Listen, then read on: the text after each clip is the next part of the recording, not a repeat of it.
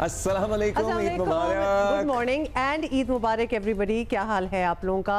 और होपफुली आपकी बड़ी ज़बरदस्त ईद गुजर रही होगी, बिकॉज अभी ख़त्म नहीं हुई भाई। पूरे 3 दिन अगर कंप्लीट नहीं होते तो तब तक ईद ख़त्म नहीं होती। अच्छा, 3 दिन तो हमें लिख के ज़रूर बताइएगा कि कितने अनवाओ इक़साम के मीठे आप अब तक ट्राई कर चुके हैं, और साथ हम भी आपको बताएंगे। अच्छा, पता है क्या, सेवइयों की या शीर खुरमे की एक इंटरेस्टिंग बात यह है कि वैसे तो एक ही डिश होती है, लेकिन हर घर का एक अलग जायका होता है। so true। और उसके अंदर जो लवाजमात एडिशन होती है ना, किसी ने खजूर भी डाली होती है, किसी ने किशमिश डाली होती है, बादाम डाले होते हैं, किसी ने भुने हुए ड्राई फ्रूट्स मतलब हल्के से फ्राई किए हुए डाले होते हैं। जो जरा एलिट्स पीपल होते हैं वो चलगोजे भी डालते हैं। नहीं तो जी नहीं, जी मेरा ताल्लुक ही नहीं है उन लोगों से। मेरा 1-2 गलती से है, 1-2 लोगों से जो चलगोजे भी डालते हैं। तो लिहाजा कहने का मतलब है कि वो लिटरली एक डिश है, लेकिन उसकी भी 1000 वेरिएशंस हैं जहां आप खाएं। ऐसे by the way I like dry सेवइयां।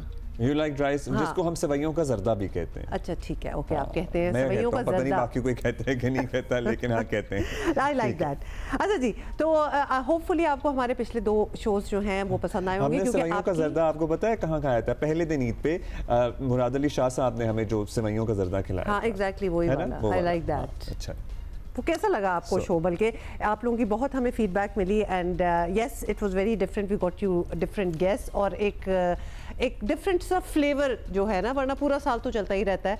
तो we wanted to create that and we are so glad you liked it. Thank you. अच्छा जी, अब हम जरा अपने कुछ स्पोर्ट्स स्टार्स से बात करना चाहेंगे। स्टार्टिंग में क्रिकेट नहीं अभी करेंगे हम, वो तो आपको पता है हम करते रहते हैं। क्रिकेट की बात जरूर करेंगे, लेकिन later in the show. Pakistan के स्पोर्ट्स स्टार्स की बात की जाए तो हम क्रिकेट से एक्चुअली बाहर नहीं निकल पाते, लेकिन हम कोशिश करते हैं कि निकले। हमारे पास स्क्वॉश है, हमने स्क्वॉश की भी बात की बाय द वे अभी कुछ दिन पहले।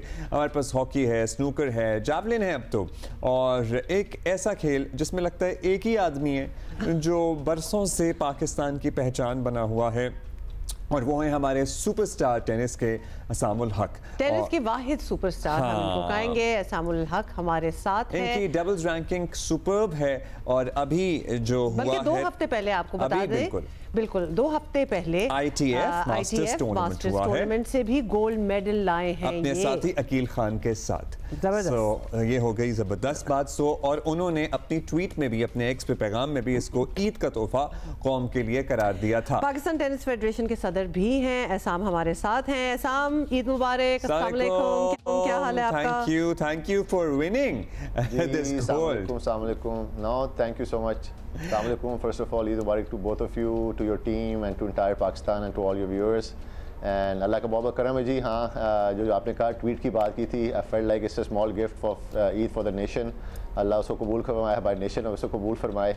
And been an unbelievable ride and alhamdulillah, so now I'm back home now after a long time on Eid at home as well, so really enjoying it and yeah, feel really lucky and blessed to be back home after such a great victory। उसका मजा और होता है। हम actually अक्सर ही कितने सालों में आपके साथ ईद पर मुलाकात होती है हमारी Assam. Obviously this is different this time।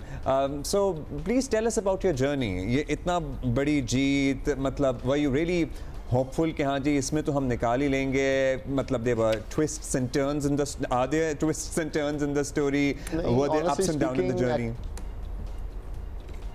Honestly speaking, was not really hopeful कि हम कोई मेडल ले आएंगे, स्पेशली गोल्ड ला सकेंगे। I've been dealing with a shoulder injury for past 3-4 months, तो उससे भी रिकवरी मेरी चल रही थी। I had to take few injections before we went to Turkey and ये ITF मास्टर चैम्पियनशिप्स का मुझे अपने करियर में पहली दफ़ा पता लगा कि कुछ चैम्पियनशिप्स होती हैं, world championships, and different age categories की हैं, 30, 35, 40 एंड 45 की। तो I play doubles in 45 category में and mix doubles in 40 category.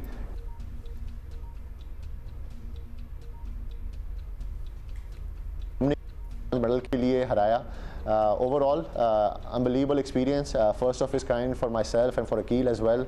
Basically गए सिर्फ पाकिस्तान का नाम रोशन करने के लिए थे, to get a gold medal or any medal for Pakistan. Tennis के अंदर मेडल लेना बहुत ही रेयर है, जिस तरह आपने पहले इंट्रोड्यूस भी कराया। लेकिन फिर ऑब्वियसली वेरी लकी जी एंड वेरी ब्लेस्ड। रमज़ान का महीना था, आई थिंक उसी की बरकतें थी जिसकी वजह से we were able to get a gold medal. और वैसे ये टेनिस ये महीना जो है टेनिस के लिए बहुत अच्छा रहा है, being a president as well. हमारी junior Davis Cup team under 16 की कोचिंग मलेशिया के अंदर भी गोल्ड मेडल लेके आई, नंबर 1 पोजीशन उनकी हुई, जिसके अंदर अबू बकर तलहा, हमजा रोमान, मिकाइल अली बेग जो थे कैप्टन शहजाद खान के साथ गए थे। हमारी एक तरह वहीद साहब हैं टेनिस प्लेयर, उन्होंने Guinness book of world record बनाया है मोस्ट सक्सेसिव सर्व्स का इन अ मिनट। तो पूरा ओवरऑल महीना रमज़ान का for tennis has been very blessed and as a player भी as a president I am doing my level best कि बच्चों को भी तैयार करें। लीडरशिप भी आपकी है ना, डेफिनेटली ये हम आपकी काविशें, आपकी मेहनत जो है वो कुछ सालों से देख रहे हैं साम, और पहले भी आपसे बात इस बारे में हुई है। But how do you feel about the fact कि despite all your efforts Pakistan में टेनिस के साथ एसोसिएटेड सिर्फ आप ही का नाम आता है? मतलब जब हम बात करते हैं टेनिस की, we literally don't know any of our other winners and our players. हाँ, आप हाउस होल्ड नेम बन चुके हैं, व्हिच इज अमेजिंग, लेकिन ऑल्सो अ लिटिल सैड, क्योंकि अब तक तो हमारे पास काफ़ी नाम हो जाने चाहिए थे। क्या ख्याल है? नहीं, वेरी गुड क्वेश्चन जी, and unfortunately I think the past federation didn't really work on the backup plan. उनको था जी एक सामुल कुरैशी एक मिला हुआ है, एक अकील खान मिला हुआ है, इन्हीं पे बस रिलाई करते रहे, we don't really need to produce anyone, इन्होंने खेलना, इन्होंने जीत रहे हैं। तो वो चीज़ आई थिंक कल्चर और ट्रेडिशन बहुत गलत सेट किया हुआ था। अब जब से मैं प्रेसिडेंट बना हूँ, I am working very very hard on under 14 team, under 16 teams और अंडर 18 के लिए, ताकि बच्चे ग्रूम हों। आई रियली वांट कि मेरे बाद और भी ग्रैंड स्लैम लेवल प्लेयर्स बन सकें। That is my goal, that is my ambition. और बहुत अच्छा लग रहा है कि अब अंडर 14 और 16 के बच्चे जो है ना परफॉर्म कर रहे हैं for the first time. Like I said, हमारी जूनियर डेविस कप टीम जो है साउथ एशिया के अंदर, एशिया के अंदर नंबर 1 पे आई out of 16 team. They have qualified for the Asia group now. इंशाल्लाह ये कजाकिस्तान जा रहे हैं अगले महीने। अंडर 14 के 1-2 लड़के हैं, they have been performing really well. Shayan Afridi है, उसको हमने थाईलैंड भेजा था लास्ट ईयर, कजाकिस्तान भेजा था ट्रेनिंग के लिए। इस साल वो श्रीलंका के अंदर साउथ एशियन टूर्नामेंट जीता है अंडर 14 का, और अब उसको इंटरनेशनल टेनिस फेडरेशन ने बुलाया है India to be part of the team, तो which is a huge deal. और इंशाल्लाह जो सारी मेरी जर्नी थी, इन्हीं बच्चों के ऊपर मैं सारा मेंटरशिप कर रहा हूँ, एंड अल्लाह के फजल करम से बच्चे हमारे शो का भी हिस्सा बन चुके हैं। जब वो जीत के आते हैं तो हम उन्हें बुलाते हैं, because we love to celebrate youngsters. आप ये बता दें कि हम आपकी बातों से लग रहा है कि you know the future is really bright and we may have many Aisamul Haq Qureshis in the future. आदे यू नो आपने बहुत सारे नाम लिए, कुछ हैं जो आप हमें बता सकते हैं कि हम उनको जरा अपने दिमाग में रखें, फॉलो करेंगे, और कुछ स्पेसिफिक्स, यू नो 2-3 बच्चे ऐसे जो भी हाँ जो फ्यूचर सुपरस्टार्स हैं टेनिस के हमारे? नहीं, मैं डेफिनेटली आप लोगों को बिजी भी रखूंगा विद ऑल द न्यूज़ जी टेनिस की। Media has been a very key role and major role in my career as well, जिसकी वजह से अब हाउस होल्ड नेम बन गया वो मैं टेनिस के साथ। एंड आप लोग जो है माशाल्लाह से, स्पेशली जियो जो है has been promoting sports and tennis को भी, मुझे भी। जो अंडर 16 के हमारे बच्चे हैं मेजर, उसमें आई थिंक अबू बकर तलहा, हमजा रोमान, मिकाइल अली बेग जो हैं मोर सिग्निफिकेंट हैं। अंडर 14 में शयान अफरीदी, जुहेब अफजल मलिक, उसके बाद उस्मान जो है उस्मानी जो है हसन उस्मानी, एंड हैदराबाद के हमारे बचानी हैं। I think they are the more prominent players right now, and उन पर काफ़ी अच्छी तरीके से वर्क हो रहा है। लड़कियां हमारी 2 बहुत अच्छा परफॉर्म कर रही हैं, सोहा अली है, आमना अली कयूम है, and I think this young lot जो है इन पर प्रॉपर काम कर रहे हैं। For the very first time in Pakistan tennis history we brought a foreign coach and a trainer for a whole month of February, जिसका बहुत ही मेजर इम्पैक्ट रहा है इन बच्चों के ऊपर, मेरे ऊपर भी। I train with them actually during that month for this championship, और अल्लाह के फजल करम से वो रिजल्ट्स आ रहे हैं, और इंशाल्लाह ये सिलसिला जारी रहेगा। And I have to give credit यहाँ पे थोड़ा सा पाकिस्तान गवर्नमेंट को भी एंड पाकिस्तान स्पोर्ट्स बोर्ड को भी। They have been very very supportive ever since I have become the president, और एक विजन और एक गोल उनके साथ मैंने शेयर किया हुआ है, and they understand it as well. और अल्लाह के फजल करम से सबसे मज़ेदार चीज़ ये है कि बच्चे परफॉर्म कर रहे हैं और रिजल्ट्स दे रहे हैं, मज़ा भी आता है ना, फिर जो पैसा लगा रहा हो सपोर्ट कर रहा हो उसको मज़ा भी आता है अगर बच्चे परफॉर्म कर रहे हो। लेकिन हमारे इंफ्रास्ट्रक्चर, हमारी फैसिलिटी के क्या हालात हैं? मतलब you being the president of the federation, हमारे फैसिलिटी आम शहरियों के लिए बेहतर हो रही है? Do we have more courts, do we have better courts? And also ये हम आपसे इसलिए भी आसाम पूछ रहे हैं क्योंकि कुछ ऐसे हमारे स्पोर्ट्स हैं जो कि सोच के बच्चे में टैलेंट हो या ना हो, इंट्रोड्यूस कराएं या ना कराएं, कुछ महंगे स्पोर्ट्स काउंट होते हैं, और टेनिस को भी समहाउ यही समझा जाता है। तो रैकेट ही मतलब उसका इतना महंगा, उसके बाद आपको कोर्ट बुक कराना है, मतलब बड़ी चीज़ें होती हैं इसमें। तो उस तरह कोई आप बेहतरी ला रहे हैं इन द सेंस कि अगर आप टैलेंट देखते हैं तो they are on full scholarship and they don't have to really pay, accessible to all वाली बात है। हाँ जी, हमारा एक्चुअली जब मेरा 1 साल हो गया मुझे पूरा प्रेसिडेंसी का, and the first year when I took the responsibility, मेरी सबसे पहली जो बेसिकली गोल कह लें सेटिंग थी कि इंफ्रास्ट्रक्चर को बेहतर किया जाए। स्पेशली जो हमारा नेशनल टेनिस सेंटर है इस्लामाबाद के अंदर, उसके अंदर कोई जिम नहीं था, कोई जिम इक्विपमेंट नहीं था, I didn't have a proper restaurant और प्लेयर्स कैफ़े, अकोमोडेशन के बहुत बुरे हालात थे। तो सबसे पहले आके चीज़ जो है मैंने उसको ठीक किया है। I am very proud to say कि पाकिस्तान की हिस्ट्री में now we have a proper full fledge gym, equipped gym हमारे प्लेयर्स के लिए, we have a proper restaurant, players cafe. हमारे सारे कमरे जो हैं अल्हम्दुलिल्लाह से वो सारे रेनोवेट करवाए हैं मैंने, इतने अच्छे रेनोवेट करवाए हैं कि I actually stay in one of the rooms as well Pakistan tennis federation के लिए, ताकि कोई जो है बंदा एक्सक्यूज़ ना बनाए कि रूम जो है इतने अच्छे नहीं है कि जी प्रेसिडेंट साहब खुद नहीं रह रहे। तो I stay there as well when I am in Islamabad, and for the first time Pakistan की हिस्ट्री में लड़कियों के लिए प्रॉपर रूम्स हैं जहाँ पे वो रात को रह सकती हैं। We have proper locker rooms and shower जो पहले नहीं होते थे प्लेयर्स के लिए। तो सारी चीज़ें हमने अपग्रेड की हैं। इंशाल्लाह इस साल मेरा प्लान है कि हमारे जो 4 कोर्ट्स हैं उनको कवर करने लगा हूँ मैं। तो they will be the first courts in Pakistan की हिस्ट्री में जो कवर्ड होंगे, ताकि बारिश से, सूरज से, वो सारी हीट से जो हैं हमारे प्लेयर जो हैं जिसकी वजह से 3-4 महीने नहीं खेल पाते, वो उनको नुकसान। एंड हमारा जूनियर टेनिस इनिशिएटिव है JTI प्रोग्राम, जिसके अंदर 70,000 to 80,000 बच्चे जो है ना इंगेज्ड हैं in different schools all over Pakistan. तो उसके अंदर हम इंटरनेशनल टेनिस फेडरेशन से फ्री रैकेट्स देते हैं अंडर 10 बच्चों को, उनको बॉल्स देते हैं, स्कूल्स को नेट्स प्रोवाइड करते हैं, ताकि जो भी कॉस्ट बेयरिंग है बॉल्स की, रैकेट्स की, वो प्लेयर्स को या पेरेंट्स को ना करनी हो।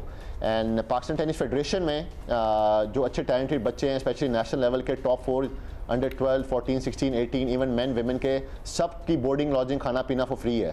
तो वो सारे इक़दाम कर रहे हैं जी to make it more and more accessible for the players. बच्चों को स्पॉन्सर कर रहे हैं बाहर ट्रेनिंग के लिए। अभी हमारे 3 लड़के जो हैं ट्यूनीशिया गए हुए हैं खेलने के लिए मेंस के टूर्नामेंट्स। सारी की सारी ट्यूनीशियन फेडरेशन के साथ हमने MOU साइन किया हुआ है। वो 15 लाख की कोई कॉस्ट है पूरी वहाँ पे महीने के रहने की, वो सारा फ्री है उन लड़कों के लिए। एंड उनकी टिकट्स भी हमने उनको स्पॉन्सर की हुई हैं। सारे इक़दाम कर रहे हैं हम। एहसाम, आपसे बात करके ना हम हैरान भी हैं और खुश भी हैं। हम खुश भी हैं क्योंकि बहुत से हमारे जी एहसाम बताएं।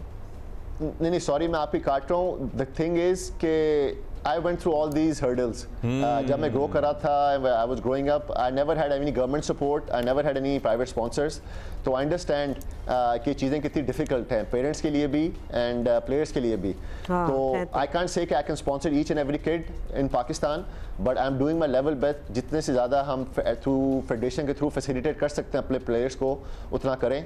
And इंशाल्लाह I think उसकी वजह से अब results भी आ रहे हैं। Players actually feel like the federation is for them, and the president जो है उनके लिए केयर कर रहा है, उनके लिए अपॉर्चुनिटीज़ क्रिएट कर रहा है। जो शायान अफरीदी गया था थाईलैंड ट्रेनिंग करने के लिए पूरा महीना अपने ब्रदर के साथ, और कजाकिस्तान गए थे लड़के 3 हमारे ट्रेनिंग के लिए with the captain. Everything was paid for and everything was free of cost. Superb कि आप जैसा प्रेसिडेंट हो तो फिर गवर्नमेंट भी साथ आ रही है, फिर आप प्राइवेट स्पॉन्सरशिप भी ला रहे हैं, सारा कुछ मिलके एक बेहतरीन सिस्टम बन गया है। This is very refreshing because आपकी सोच है कि हमारे पास मतलब गोल्ड मेडलिस्ट बच्चे आते हैं जो डिफरेंट स्पोर्ट्स में डिफरेंट मुल्कों में जीते हुए, लेकिन वो अपनी स्ट्रगल्स बताते हैं कि वो लिटरली टिकट का इंतजार कर रहे होते हैं, अपनी गाड़ी, अपना प्लॉट, मतलब ये चीजें बेच के वो जाते हैं। इसलिए हमें इतनी खुशी हुई है कि tennis is in good hands और आप टैलेंट को रिकॉग्नाइज करके प्रमोट भी कर रहे हैं। सवाल हमने आपसे पूछना है, you know gym and fitness, obviously आप माशाल्लाह जबरदस्त खेल रहे हैं अब तक, अभी तो गोल्ड मेडल जीत के आए हैं। सो ईद पे do you give yourself a break? कुछ खाते पीते हैं? मतलब do you indulge in some meetha हो गया, थोड़ा सा चीजें जिनको ना मना किया होता है। मेरे ख्याल से आपको मेरी शायद स्माइल से पता लग रहा होगा। आई थिंक रमज़ान में थोड़ा सा परहेजगारी करता हूँ definitely. I try to eat a little bit healthy. वो जो अफ्तारियाँ होती हैं समोसे और पकौड़े वगैरह वो मैं अवॉइड करता हूँ जस्ट फॉर कि ताकि ईद पे टोटल जो है ना एक तरह से छप्पड़ फाड़ के खाऊं मैं बेसिकली, अगर आपने पंजाबी में कहना ही है तो। और उसमें तो यही होता है कि I feel like I actually deserve on Eid.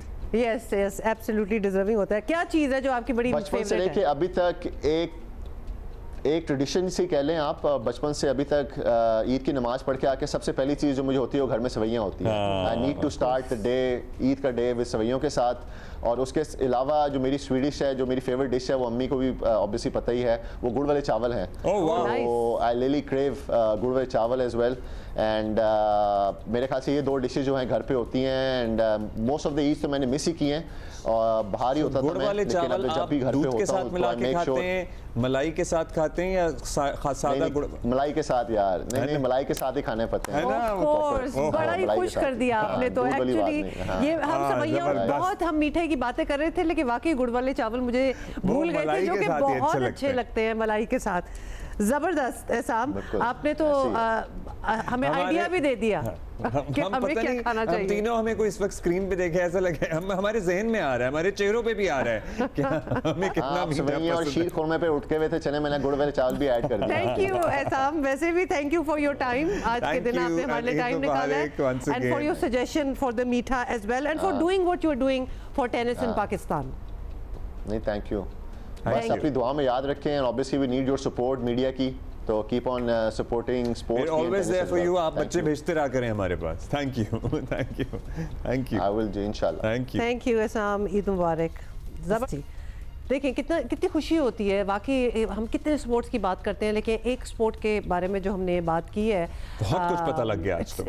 We found out so much. अस्सलाम वालेकुम एंड ईद मुबारक। क्योंकि ईद का आपको पता है ना, हर किसी का अपना अपना टाइम होता है, हर कोई तो टीवी के आगे नहीं बैठा होता, लेकिन कुछ बातें हैं जो ईद के दिन भी, ईद के दिन तो नहीं लेकिन ईद के दिनों में भी हमें करना ज़रूरी है। जैसे कि आपको बताएं कि ईद के बाद नई सफ बंदियों के वाज़े इशारे मिल रहे हैं। रमज़ान हम इस बारे में बात करते रहे हैं, और जो हमें नुमाइंदा मिलता था पाकिस्तान तहरीक इंसाफ का, जरूर थे कि भाई क्या ऑपोजिशन की किसी और जमात का, हम जरूर पूछते थे कि भाई आप लोग कोई इत्तेहाद बना रहे हैं, अलग अलग तहरीक चलाएंगे, इरादे हैं क्या? तो अब क्या होने वाला है, जैसा लग रहा है, आपको बता दें कि पीटीआई तहरीक तहफ़्फ़ुज़ आईन पाकिस्तान के साथ मिलकर हुकूमत मुखालिफ एहतजाज की तैयारियां कर रही है। तहरीक इंसाफ की पूरी कोशिश है किसी तरह JUI को भी एहतजाज का हिस्सा बनाया जाए, और JUI के सरबराह मौलाना फजल रहमान मुश्तरका एहतजाज के लिए इनकार करते हैं, नाइकरार, मगर तहरीक इंसाफ से बातचीत जो है वो बिल्कुल उन्होंने जारी रखी हुई है।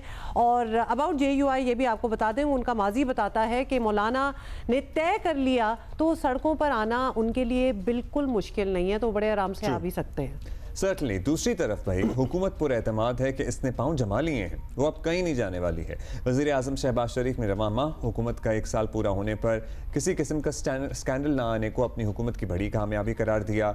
हुकूमती कामयाबियों के दावे अपनी जगह, लेकिन मौशी माहिरीन का कहना है कि पाकिस्तानी मईशत में अभी बस इतनी बेहतरी हुई है कि मईशत ICU से निकल कर जनरल वार्ड में आ गई है। हकीकी मौशी तरक्की और इस्तेहकाम के लिए सियासी इस्तेहकाम ज़रूरी है, जो फ़िलहाल सियासी इस्तेहकाम तो नहीं आता दिखाई दे रहा। बानी PTI आपको पता है 1.5 साल से जेल में है और फौरी सियासी मुसालहत के इम्कानात ना होने के बराबर हैं। दूसरी तरफ खैबर पख्तूनख्वा और बलूचिस्तान में दहशतगर्दी के पैदर पे वाक़यात हुकूमत के लिए बहुत बड़ा चैलेंज बन गए हैं। सियासी इख्तलाफात अपनी जगह, लेकिन अपोजिशन का हुकूमत मुखालिफ तहरीक चलाना भी इतना आसान तो नहीं होगा। एहतजाज के लिए ज़मीनी हालात पर भी नजर रखना पड़ते हैं, पर्टिकुलरली अपने सूबे की हालत देखें अगर PTI तो अमनो अमान के कितने इश्यूज हैं, सेफ भी है ऐसे में तहरीक चलाना। और नॉट जस्ट दैट, ये भी देखना पड़ेगा कि एहतजाजी तहरीक मसाइल हल करने के बजाय कहीं नए मसाइल की वजह तो नहीं बन जाएगी, ये इदराक होना चाहिए, और ये definitely it should be a concern. जून जुलाई के महीने सर पर खड़े हैं, जिसका मतलब ये है कि ईद के बाद मुल्क भर में गर्मी की शिद्दत में ठीक ठाक किस्म का इजाफा भी होने होगा, और कारकुनों को एहतजाज की कॉल देने से पहले सियासी जमातों को मौसम की सख्ती भी जहन में रखना पड़ेगी, वरना ये थोड़ा सा अनफेयर हो जाता है, क्योंकि बाद में फैसले तो ऊपर बैठे बैठे लोग कर लेते हैं, लेकिन लोग जो है ना, अवाम जो कारकुन होते हैं, वो काफ़ी फिर डिसअपॉइंट भी हो जाते हैं, and we have seen that in the past as well. बिल्कुल जी, 1 साल में अपोजिशन के तमाम एहतजाज अब तक नाकाम रहे हैं। अपोजिशन की झोली में एक और नाकामी का मतलब होगा कि मौजूदा हुकूमत मजीद मजबूत हो जाए, अपोजिशन के लिए मुश्किलात मजीद बढ़ें। क्या होगा ये तो वक्त बताएगा, और इसके लिए हम नज़र रखते हैं हमारे सहाफ़ी हजरात। और आसमा शिराजी साहिबा सीनियर सहाफ़ी तज्ज़ियाकार हमारे साथ मौजूद हैं। इनको इक़्तिदार की गुलाम गर्दिशों की बड़ी खबर होती है। आसमा, सबसे पहले तो ईद मुबारक आपको, और बहुत सी बातें आपसे करनी है, लेकिन सबसे पहले ये बताएं कि रमज़ान और ईद गुजर गई, अब सब नज़रें जो हैं वो इसी तरफ हैं कि हुकूमत के ख़िलाफ़ अब तक का सबसे बड़ा चैलेंज, यानी कई बड़ी जमातों का अपोजिशन अलायंस कब बनेगा। तो क्या इसका जल्द कोई इम्कान है, या हुकूमत की ईद ही चल रही है, क्या लग रहा है आपको? जी, मेरा नहीं ख्याल कि कोई बहुत जल्द इम्कान इसका है, क्योंकि आपको याद होगा गुज़िश्ता दिनों मौलाना फजल रहमान साहब का एक इंटरव्यू हुआ था और उस इंटरव्यू के अंदर मौलाना फजल रहमान साहब ने जो गुफ्तगू की उसका ख़ुलासा ये था कि अप्रैल के अंदर, मिड अप्रैल में यानी ईद के फ़ौरन बाद अब उनका इजलास जो है वो तकरीबन 20 अप्रैल तक जो है वो होगा और उसके अंदर वो फ़ैसला करेंगे कि तहरीक चलाना है या नहीं। और साथ ही उन्होंने ये भी इंदिया दिया कि हम अलग तहरीक चलाते रहे और चलाएँगे। तो इसका मतलब तो ये हुआ कि अप्रैल के अंदर अगर वो ये फ़ैसला करते हैं, मई में गर्मी का आगाज़ होता है और ये जो तहरीक के लिए कोई बहुत आइडियल मौसम नहीं होता, तो फिर इसका मतलब ये है कि गर्मियों के बाद तक मामला जा सकता है, इस बात के इम्कानात हैं। और मौलाना फजल रहमान साहब ने साथ ही जो तहफ़्फ़ुज़ात का इजहार किया है, फिर हमारे प्रोग्राम पे कामरान मुर्तज़ा साहब ने भी तहरीरी मुआहदे की बात की है। 26वीं तरमीम के ऊपर पाकिस्तान तहरीक इंसाफ ने जिस तरह से डिच किया, उसके हवाले से भी बात। तो बहुत सारी बदएतमादी की फ़िज़ा है पाकिस्तान तहरीक इंसाफ और मौलाना फजल रहमान के बीच। इसको कैसे पाटना है, इसको कैसे कम करना है, इस बदएतमादी को की तरफ कैसे आगे बढ़ना है, मेरा ख्याल है कि ये सबसे बड़ा चैलेंज होगा। इसमें सबसे अहम किरदार खुद इमरान खान साहब का होगा कि क्या वो ऐसी फ़िज़ा बना सकते हैं, क्योंकि मौलाना अगर इंतखाबात में अदम शफाफियत की बात कर रहे हैं तो वो ये खैबर पख्तूनख्वा के इंतखाबात को भी इससे अलग करार नहीं दे रहे। तो ऐसी सूरत में पाकिस्तान तहरीक इंसाफ कैसे आगे बढ़ेगी, जबकि वहाँ के जो सूबे के वज़ीर आला अली अमीन गंडापुर साहब वो जिस तरह से बात करते हैं और जो उनकी पोजीशन है मौलाना के हवाले से, और फिर साथ में इमरान खान साहब और 26वीं तरमीम के ऊपर जो उनके जो तहफ़्फ़ुज़ात पाकिस्तान तहरीक इंसाफ के बाद में आए, जबकि पहले मौलाना कहते हैं कि उनकी आशीर्वाद के साथ आगे बढ़ा गया। तो मेरा ख्याल है बहुत सारी उनकी बदएतमादी है जिसको कि अभी वक्त लगेगा। आप समझती हैं अभी वक्त लगेगा, लेकिन अगर तहरीक इंसाफ ने कोई इत्तेहाद बना लिया या खुद अकेले ही एहतजाज के मूड में आ गई तो ये भी एक और मसला है। आजकल आपको पता है मुल्क में दहशतगर्दी की जो सूरत हाल है, जिस लहर का मुल्क को सामना है, इसमें तमाम हुकूमती इदारों को मिलकर काम करना चाहिए और वो कर भी रहे हैं कि कुछ कंट्रोल किया जाए। ऐसी सूरत में आसमा साहिबा, खैबर पख्तूनख्वा हुकूमत अपना पुराना वाला एहतजाज सियासी किरदार मतलब अदा करने की पोजीशन में भी है अगर कोई एहतजाज होता है उसमें?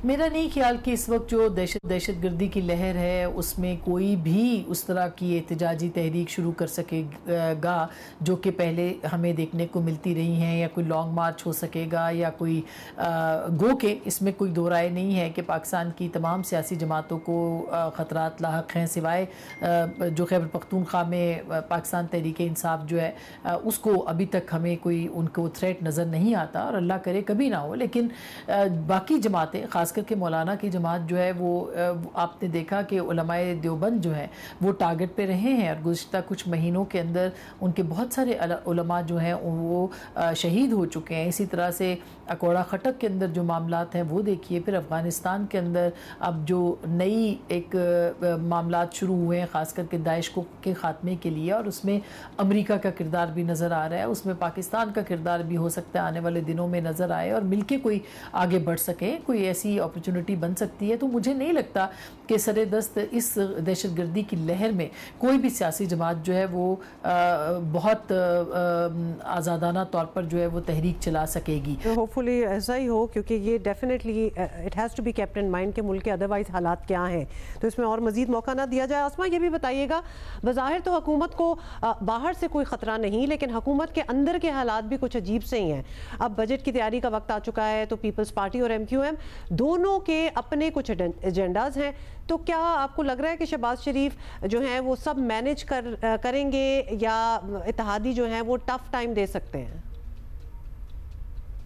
देखिए, मैनेज तो इस जो भी सिस्टम है या बंदोबस्त है, इसको जिसने मैनेज करना है वो सबको पता है, और ये मुतालबात होते हैं। कॉलिशन गवर्नमेंट का ये अलमिया रहता है कि उसके जो इत्तेहादी हैं वो वक्त आने पर, ख़ास करके बजट का एक बड़ा वक्त होता है जिसके ऊपर वोट देना होता है सबने, और बजट अगर मंजूर ना हो पाए तो हुकूमत को रुखसत होना पड़ता है। तो ऐसी सूरत में ज़ाहिर है पाकिस्तान पीपल्स पार्टी भी चाहेगी कि उनके मुतालबात जो है तस्लीम किए जाए, इसी तरह से MQM भी चाहेगी कि उनके मुतालबात माने जाएँ। तो पाकिस्तान मुस्लिम लीग नवाज़ जो है वो एक पोजीशन में ऐसी में नहीं है कि वो तमाम लोगों को जो है वो एंटरटेन कर सके, मगर ये जो बंदोबस्त है ये पाकिस्तान मुस्लिम लीग नवाज़ की ख्वाहिश के ऊपर नहीं है।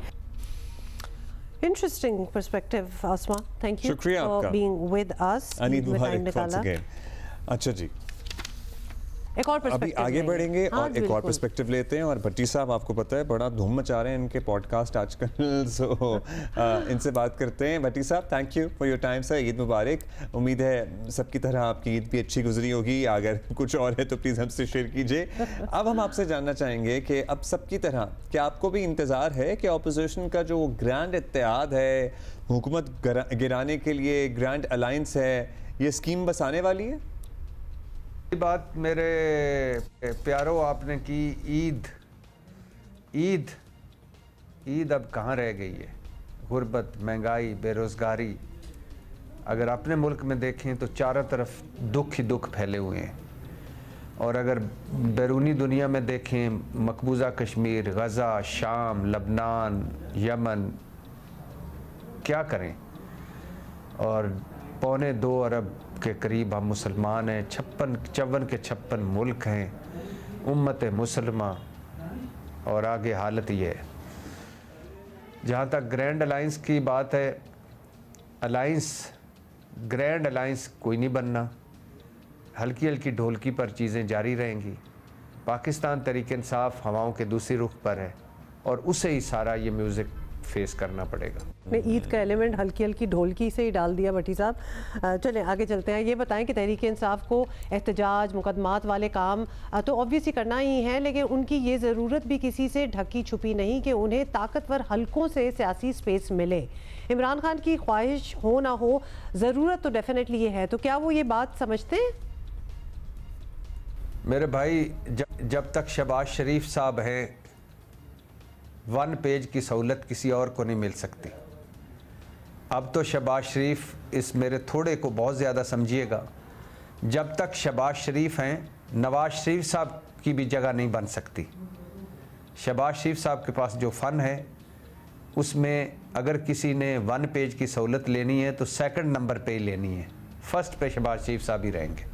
अच्छा, तब आप कह रहे हैं कि वो बहुत अच्छे हैं इस ज़मीन में कि बस वो सफ़ा क्या एक ही सतर तक महदूद रहते हैं। और दूसरा किसी को भी स्पेस मिल जाए देना। अच्छा भट्टी साहब, हुकूमत की बात करें तो उनके पास मौशी बहाली और महंगाई कम करने के ऐसे दावे हैं जो सियासी तौर पर बड़े तगड़े हैं, लेकिन आवाम को अभी इसका असर ऑल्दो महसूस नहीं हो रहा। महंगाई बढ़ने की रफ्तार तो सर्टनली कम हुई है, स्टॉक मार्केट बेहतर है। ऑपोजिशन ये सेंटिमेंट जो आवाम का है, उनको अभी भी लगता है महंगाई है। आपको लगता है कि ये कैश करा सकती है या ऑपोजिशन के पास कोई प्लान नहीं है? आवाम फिर किस तरफ देखें अगर ऑपोजिशन ही मुतहर्रिक नहीं है तो? भाई, अवाम अल्लाह की तरफ देखे और कहे कि इन्नल्लाह अला कुल्ले शैइन कदीर। मेरे भाई, किसने कहा है कि हुकूमत के पास तगड़े कोई हैं मुआशी प्लान? और भाई, ये 2 जमातें, खुदा के लिए, अल्लाह के नाम पे, ये 2 जमातें जो हैं, पीपल्स पार्टी और मुस्लिम लीग, ये जो आज हम इस जगह पहुंचे हुए हैं, जवाल की इस इंतहा को, यानी जवाल के अरूज को जो छू रहे हैं, वो इन 2 जमातों की वजह से है। 1988 से पहले का पाकिस्तान देख लें, 1988 के बाद का पाकिस्तान देख लें। मैं उन सारे दानिश्वरों को सलाम करता हूं जो इनसे उम्मीदें लगाए बैठे हैं कि ये मसाइल हल करेंगे। और भाई, हमारे मसाइल ये हैं जिनसे आप मसाइल की उम्मीदें लगाए बैठे हैं कि मसाइल हल होंगे। भला मसाइल भी मसाइल हल कर सकते हैं कोई? चलें, लेट्स सी क्या होता है। बहुत शुक्रिया आपका इरशाद भट्टी साहब, आपका इंटरेस्टिंग पर्सपेक्टिव। अभी आप कह रहे थे कि सफाई एक है और मतलब सारे मामलात कहाँ से चलते हैं, उसका इशारा भी दे रहे थे, फिर कह रही हैं जमातें चला रही हैं तो ये मसाइल हल नहीं कर सकेंगे। बहुत हिस्टोरिकल पर्सपेक्टिव में भी हम चले जाते हैं। थैंक यू भट्टी साहब। अच्छा, हम जरा सियासी बातें कर रहे हैं एंड आल्सो बिकॉज़ तीसरा दिन है ईद का, तो अब ईद खत्म हो रही है और बहुत कुछ होना है। We are sort of back to business जिसे कहते हैं ना, ऑलमोस्ट देयर। सो आपको पता है अंदर की खबरें हमें लेने का शौक है और मुनीब फारूक के पास होती हैं, सीनियर सहाफ़ी तजज़ियाकार हैं, उनसे बात करते हैं। मुनीब, शुक्रिया। मुनीब साहब, ऑपोजिशन का वादा था कि बस ईद गुजर लेने दें, फिर देखें हम क्या करते हैं। अब तहरीक इंसाफ एक ग्रैंड इत्तेहाद की, आपको पता है, बड़े अरसे से कोशिश में है। APC भी बुला रखी है, जमीयत उलमा इस्लाम का भी एक अलग प्लान है। आपको ये ऑपोजिशन इत्तेहाद बनता नजर आ रहा है?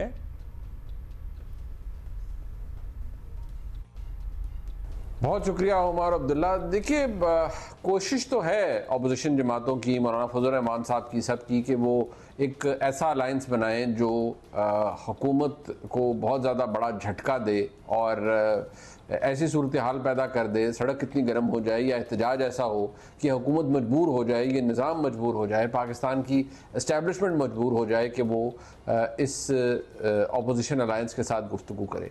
लेकिन अभी हालात ज़रूर बेहतर हुए हैं तहरीक इंसाफ और मौलाना फजल रहमान साहब की जमात के दरमियान, लेकिन उतनी कुर्बत जितनी एक्सपेक्ट की जा रही है वो अब तक सामने नहीं आई। मौलाना फजल रहमान साहब का मौक़िफ़ ये है कि पूरे मुल्क में धांधली हुई बशमूल तहरीक इंसाफ के सूबे जहाँ उनकी हुकूमत है, खैबर पख्तूनख्वा के अंदर जहाँ तहरीक इंसाफ इस वक्त बराजमान है, जबकि तहरीक इंसाफ के हिसाब से पूरे मुल्क में धांधली हुई सिवाय खैबर पख्तूनख्वा के। तो अभी तो एक मेजर डिफरेंस है, प्लस माजी की तलखियाँ भी इसमें अहम रोल अदा कर रही हैं। आज की तारीख में देखा जाए तो अली मीन गंडापुर साहब को भी मौलाना फजल रहमान साहब से पीटीआई की सियासी कुर्बत कोई हज़म नहीं होगी या बर्दाश्त नहीं होगी और मसाइल अपनी जगह मौजूद होंगे। लिहाजा ये कहना कि ईद के बाद कुछ बहुत बड़ा होने जा रहा है वो शायद अभी तो मुमकिन नज़र नहीं आता। लेकिन मैं हमेशा कहता हूँ पाकिस्तान में सियासत हमेशा से बड़ी इवेंटफुल रही है।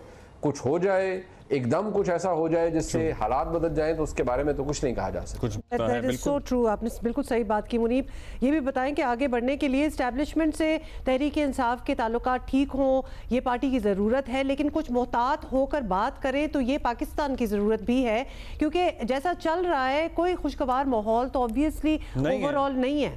अगर देख ही ले तो ये ताल्लुकात ठीक करना है तो पहल किस जानिब से हो सकती है, आपको क्या लग रहा है? उसमें जो रिवाइवल है या रिवर्सल है वो इतनी जल्दी मुमकिन नहीं है, और इमरान खान साहब जब तक अपना कॉन्डक्ट बेहतर नहीं करेंगे हालात उस तरह से बेहतर होते नज़र नहीं आ रहे। ये एक वो मौक़िफ़ है, कंसिडर्ड ओपिनियन है पाकिस्तान की इस्टेब्लिशमेंट का, जबकि इमरान खान साहब का ये कहना है कि वो जो कुछ कर रहे हैं वो बिल्कुल दुरुस्त है। इमरान खान साहब का ये कहना है कि नहीं, उन्होंने जब कुछ गलत किया ही नहीं तो माफ़ी किस बात की मानी जाए, बल्कि वो तो ये कहते हैं कि मेरे साथ की हुई ज़्यादतियों के ऊपर एस्टेब्लिशमेंट मुझसे माफ़ी मांगे। लिहाजा फ़िलहाल तो एक स्टेटस को है, और आपने दुरुस्त कहा कि ऐसा चल तो नहीं सकता, लेकिन चल रहा है और इसमें कोई तब्दीली भी होते नज़र नहीं आ रही। तो देखना पड़ेगा कि आने वाले हालात हमें किस तरफ लेके जाते हैं। अच्छा, दूसरी तरफ देखें तो हुकूमत वैसे तो चली रही है, मगर पीपल्स पार्टी एमक्यूएम ज़्यादा खुश नहीं है। अगर अपोजिशन का इत्तेहाद बन गया, फिर सड़कों पर आने के लिए तैयार हो गए, कुछ रौनक लग गई, तो कुछ 2022 वाला माहौल आपको याद है, हम आपसे रोज़ ही बात करते थे होगा, तो क्या हुकूमती इत्तेहादियों का साइड बदलना अभी तक नामुमकिन ही है? देखिए, एक बात तो जहन में रखिए कि पाकिस्तान पीपल्स पार्टी हो या मुत्तहिदा कौमी मूवमेंट पाकिस्तान, 2022 के हालात को आप आज के हालात से इक्वेट इसलिए नहीं कर सकते कि 2022 में खुद इस्टेब्लिशमेंट चाह रही थी कि इमरान खान साहब की हुकूमत गिर जाए, और फिर इमरान खान साहब की हुकूमत गिर गई जब इत्तेहादियों को कह दिया गया कि इट्स अ फ्री फॉल, आप जहाँ रहना चाहते हैं जाएँ, या एक किस्म का ये कहा गया कि आप इमरान खान साहब की हुकूमत का साथ जोड़ दें। तो इमरान खान साहब की हुकूमत गिर गई, वो तहरीक अदम एतमाद लूज़ कर गए। अब सिचुएशन ये है कि इस वक्त पाकिस्तान की एज वी स्पीक पाकिस्तान के एस्टेब्लिशमेंट का ऐसा कोई इरादा नहीं है कि वो इमरान खान साहब की हुकूमत को गिरा दे, वो PMLN की हुकूमत गिरा दे या इस इत्तेहादी हुकूमत को गिरा दे। सो इस वक्त जो सिचुएशन बनी हुई है पाकिस्तान की एस्टेब्लिशमेंट का बिल्कुल एक बड़ा आइडियल वर्किंग रिलेशनशिप है इस वक्त इस इत्तेहादी हुकूमत के साथ। कोई प्रॉब्लम सरफेस नहीं कर रहा, कोई इश्यूज ऐसे नहीं है, बल्कि वो तो इस बात के ऊपर प्राइड ले रहे हैं कि देखिए हमने इकोनॉमिक रिवाइवल किया है, एक टर्न अराउंड आया है, कुछ चीज़ें बेहतर हुई हैं, मैक्रो इकोनॉमिक इंडिकेटर्स बेहतर हुए हैं, कुछ सेटबैक्स भी हुए हैं, लेकिन कुछ चीज़ें बेहतर भी हुई हैं। लिहाजा 2022 वाली सूरत हाल तो नहीं है। Alright, interesting perspective Muneeb, thank you. 2022 वाला आप कह रहे हैं, अभी तो माहौल नहीं है। बहुत शुक्रिया आपका मुनीब फारूक साहब, थैंक यू। आज के दिन को क्या कहते हैं? टरू मरू मरू मरू कहते हैं। ऑल्दो मेरा एक असूली इख्तलाफ है मरू से। हाँ, तो वाई मरू मतलब अगर ईद और फिर टरू और वाई मरू मतलब इसको कोई भी अल्फाबेट कुछ भी दे के आप कुछ और मोड़ सकते थे, जैसे कि करू, करू, जड़ू, बहुत से बेसिकली पढ़ू, Whatever. But why Maru? But इसके पीछे if you know the history, please let us know. So I mean like किसी को कहते हुए भी ना कि मरू मुबारक, तो लगता है कि कोई गाली दे रहा है, कोई बद्दुआ है। ये टरू ना मरू पसीद मुबारक की होती है। भाई जब नाम एक दे ही दिया है तो लोग कह भी देते होते हैं ना, तो but it doesn't sound very celebratory. It sounds as if कोई बद्दुआ ही दे रहा है। लेकिन ईद मुबारक जी आप लोगों को।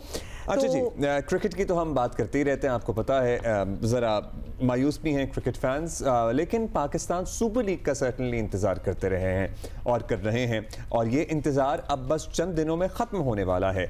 PSL का 10वां एडिशन यानी PSL X, it's a decade old now, 11 अप्रैल से शुरू हो रहा है जो 18 मई तक जारी रहेगा। इवेंट के मुख्तलिफ 4 मैचेस कहाँ होंगे? हर जगह ही होंगे भाई, कराची, लाहौर, मुल्तान और Rawalpindi. And now we are used to this. तो ये 4 वेन्यूज जो है ना, ये तो हमारे पक्के होते ही होते हैं। So you can book your tickets बल्कि स्टार्ट होगी या फरोख्त? आई गेस सो, और अभी नहीं हुआ वैसे। अच्छा जी, PSL के 10वें एडिशन को पाकिस्तान कौमी क्रिकेट के लिए बहुत अहम बाय द वे समझा जा रहा है, और इस वक्त कौमी टीम को नए और जवान क्रिकेटर्स की तलाश है। वैसे कुछ हमने ट्राई कर ली है ना न्यूजीलैंड में, नए और जवान, हमें कुछ नए खून की हमें तलाश है। मौजूदा इवेंट से पाकिस्तान like वैम्पायर नए स्टार्स मिल जाएं होपफुली, क्योंकि माजी में मिले हैं।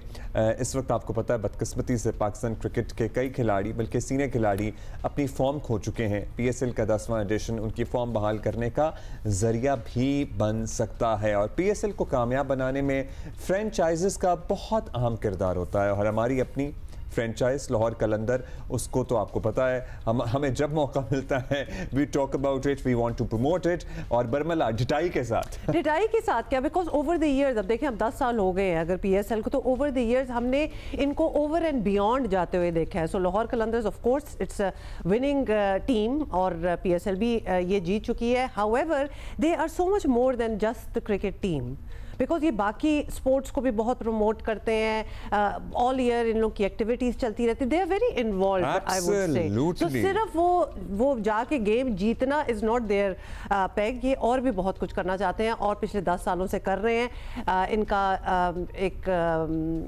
इंस्टीट्यूट है जो कि स्पोर्ट्स डेवलपमेंट इंस्टीट्यूट है, which is doing wonders. Player development program हो, फिर ये क्रिकेट में तो घुसते ही हैं, ये दीगर खेलों में भी अगर किसी में टैलेंट नजर आए तो उसको पकड़ लेते हैं। और अब तो एक और ही फ्रेंड्स ऑफ लाहौर कलंदर के तहत एक प्रोग्राम शुरू हो रहा है, जिसमें ये अपने फ्रेंड्स, अपने फैंस, नौजवानों से कनेक्ट करेंगे, उनको स्कॉलरशिप्स दी जाएंगी और हर शोबे में दी जाएंगी। और ये तो हमारा एक्चुअली हमारा अपना एक्सपीरियंस भी अब्दुल्ला जरा ये भी बताते फिर इनवाइट करते हैं राना साहब को। लेकिन लिटरली हमारे शो पे अगर बहुत ही कोई टैलेंटेड बच्चा या बच्ची हो स्पोर्ट्स के एरिना में और हम उनसे बात कर रहे हो, तो राना साहब की हमें कॉल आ जाती है कि भाई इसको ये हमारे हवाले कर दें। तो ये बात होती है टू रिकॉग्नाइज। राना आतिफ हमारे साथ मौजूद हैं, CEO लाहौर कलंदर्स। ईद मुबारक आतिफ भाई, and thank you for taking out time. हमें पता है जरा बिजी दिन होते हैं, लेकिन हम जानना आपसे चाहते हैं कि आपकी क्या मसरूफियत होती है ईद के दिनों में। ईद मुबारक अब्दुल्ला, नुमा और जियो के सब देखने वालों को बहुत बहुत ईद मुबारक।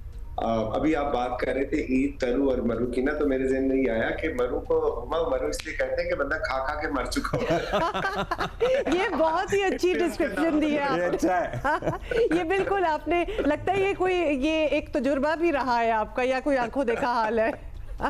ऐसे ही है। तो आप पूछ रहे थे, तो ऑब्वियसली मसरूफियत तो वही है, सुबह उठ के फैमिली के साथ जो है सबसे बड़े भाई डॉक्टर शहील उनके घर हम जाते हैं, फिर वहां से हम इकट्ठे मस्जिद जाते हैं, नमाज पढ़ते हैं, फिर अपनी सिस्टर को मिलने जाते हैं। ये मसरूफियत तो चलती रहती है, लेकिन इस दफा ईद का जो मजा है वो दो बाला नहीं बल्कि सह बाला हो गया, बिकॉज उसकी वजह ये है कि हमारा अपने PSL जो है वो सर पे आ गया, और लाहौर कलंदर्स, जिस तरह आपने भी कहा कि फ्रेंड्स ऑफ लाहौर कलंदर्स, ये actually Abdullah friends of Qalandars है, क्योंकि लाहौर नहीं है, इसमें पूरा पाकिस्तान इन्वॉल्व है। तो उसके अंदर अभी आप तरीक को हम करने जा रहे हैं। और एक बात पे मैं आपका शुक्रिया अदा करना चाहता हूँ, एक और दोस्त ने भी मुझे सजेशन दी, क्योंकि जो आपने जब मुझसे लास्ट में पूछा था कि भी आप बच्चों को स्कॉलरशिप कैसे देंगे, तो मैंने आपसे कहा था कि हम लकी ड्रॉ के थ्रू देंगे, और आपने कहा कि यार फिर बाद में क्या करोगे।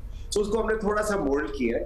अब हम बच्चों को रजिस्टर कर रहे हैं, और जो उनका इंटरेस्ट होगा उस फील्ड के अंदर प्रोग्राम लेके आएंगे, और जो बच्चा सबसे कामयाब होगा उसको हम स्कॉलरशिप देंगे। वंडरफुल जी, वी ऑलवेज देयर, आपको पता है we are like a family, so हम तो आपके साथ साथ ही काम करते हैं, हमें भी ये लगता है, ये हम and I hope the feeling is mutual. वो तो हमें पता है, वैसे फीलिंग इज म्यूचुअल, हम ओवर द इयर्स आप लोग से सुन भी चुके हैं राणा साहब, लेकिन यहाँ हम ये भी डालना चाहते हैं बात, और हमारे व्यूअर्स जो देख रहे हैं कि आप सजेशंस देखें, अच्छी suggestion is welcome to you from anywhere, कोई भी अच्छी सजेशन दे दे आप लोग उसको बिल्कुल you know you consider it. अच्छा, अब जल्दी से ये बता दीजिए ज़रा दोबारा से, although once we have spoken about friends of Qalandars, लेकिन एक दफ़ा दोबारा आप इसका विजन, इसके पीछे क्या आप लोग सोच रहे हैं, ये एक्सप्लेन कर दें।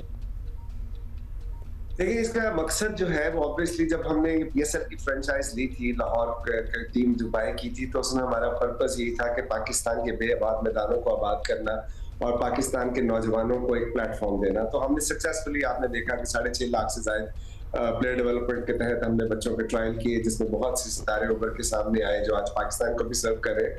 और इस सारे प्रोसेस में हमारी ऑन द फील्ड परफॉर्मेंस उस तरह अच्छी नहीं आ रही थी, बट हमारे फैंस ने कभी हमें मायूस नहीं किया और हमेशा सपोर्ट किया।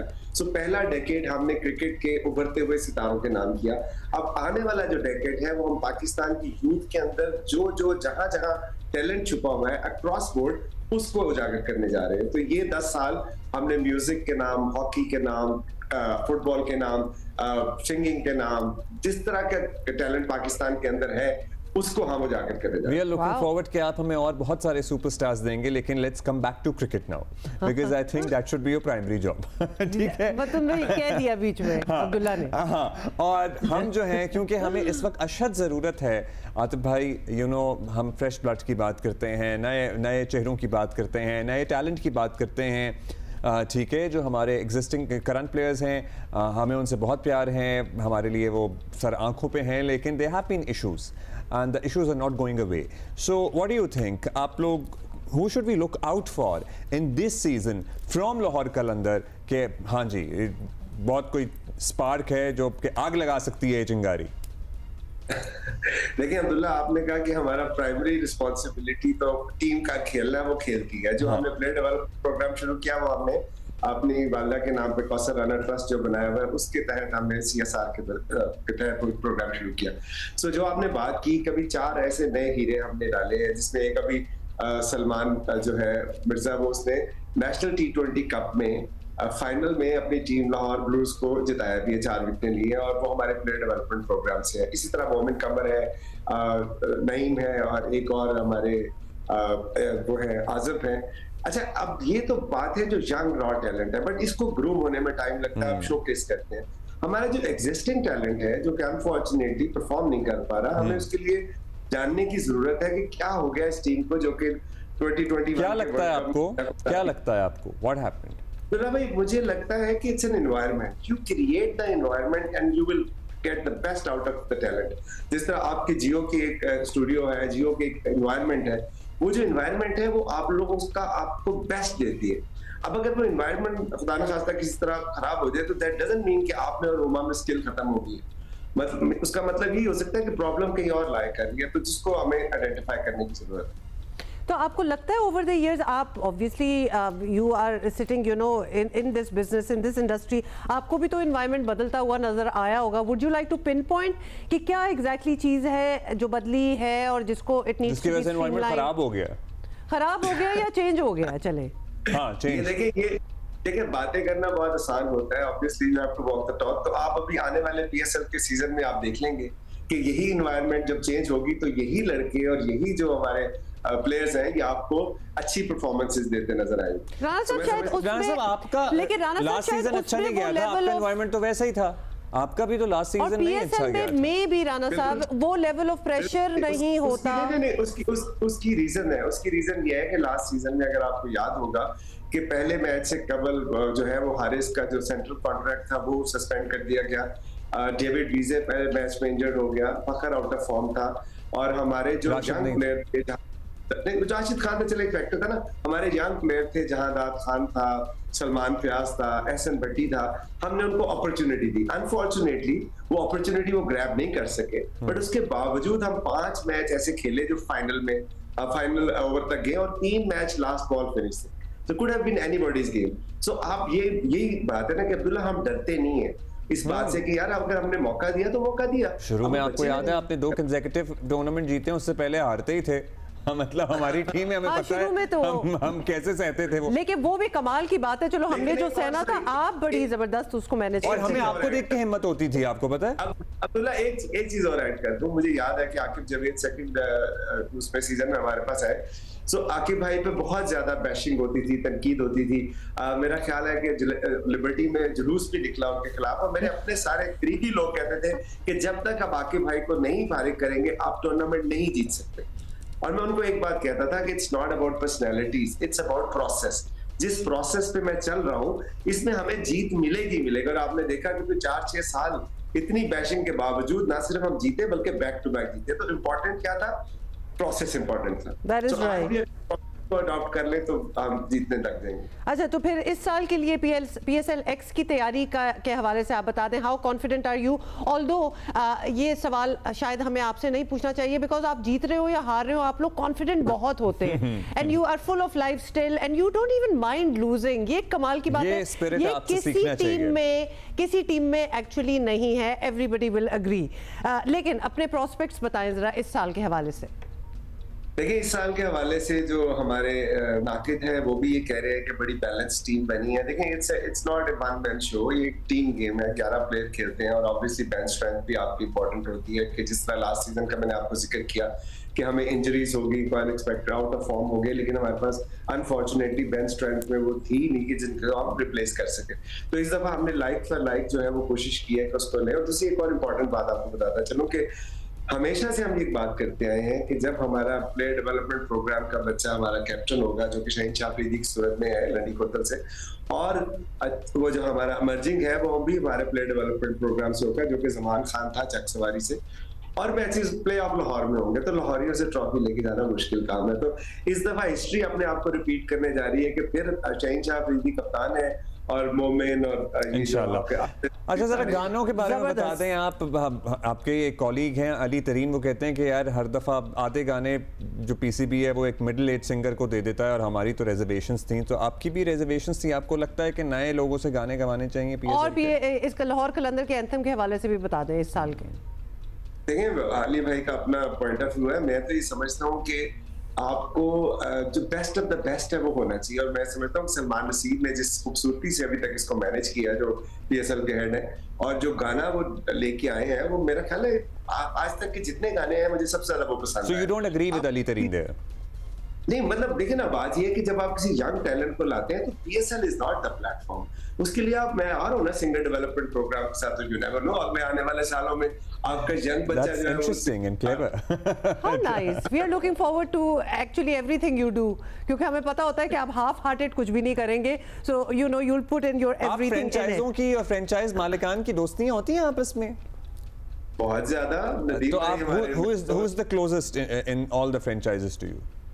हमारे साथ सारे ही हैं, जवेद भाई हैं, सलमान भाई हैं, भाई हैं, फिर सारे भी ये तो फिर नहीं, हर एक के साथ एक अपना प्यार है ना। जिस तरह नदीम भाई है, अब मेरा ख्याल है कि पाकिस्तान में मैं वाहिद इंसान हूँ जो नदीम भाई को मजाक कर सकता है। So नदीम भाई is the closest to you, मुझे लग रहा है। नाम लिए ठीक है, हाँ, कुछ आपने नहीं भी नाम लिए तो हमें वो भी समझ आ गई। ठीक है, जबरदस्त राना साहब, थैंक यू राना साहब, ईद मुबारक once again, thank you for taking out time for us।